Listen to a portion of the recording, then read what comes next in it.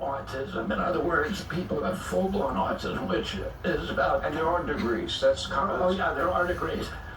About 25% of the population of that, kids with autism, about 25% of them are nonverbal, non-toilet trained. They have all these stereotypical behaviors, headbanging, biting, toe walking, stimming, and that population is growing higher and higher, so it's becoming a larger percentage. So we're seeing much more, many more cases that are now linked to severe intellectual disability. So you actually got emotional yesterday while talking about children suffering from the disorder. You lashed out at the media, which they're a bunch of ignoramuses and jackasses, and I'm not fond of them, so I'm glad you did. And you said they were in epidemic denial.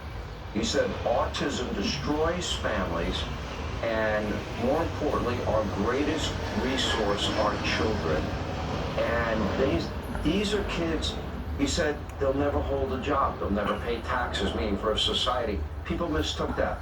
Then you add, they'll never play baseball, write a poem, go out on a date. They'll never be able to live unassisted lives. We're talking about the totality of their life. And people seem to just want to put their head in the sand and not look at the scientific numbers. Yeah. What do you think is causing Let this? me say this, there are many kids with autism who are doing well. They're holding down jobs, they're getting paychecks, they're living independently. But I was specifically referring to that 25%, the group that is nonverbal. That was clear. You were not ambiguous on that. You were clear. Right. And but you know what the larger point is that the media has brought into this industry canard, this mythology, that we're just seeing more autism because we're noticing it more, we're better at recognizing it, or there's been changing diagnostic criteria. There is study after study in the scientific literature going back decades that says that that's not true. In fact, California legislature in 2013 asked the Mind Institute at UC Davis to look exactly at that topic. They said, is it real or are we just noticing it more?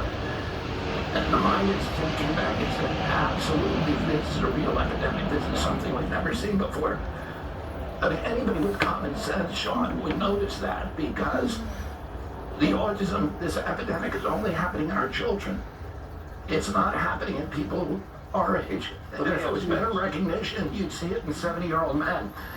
And I'll say this, I want to be very careful when I say it because I've never seen a person with full-blown autism. I've seen many people with Asperger's and, on the spectrum who are my age.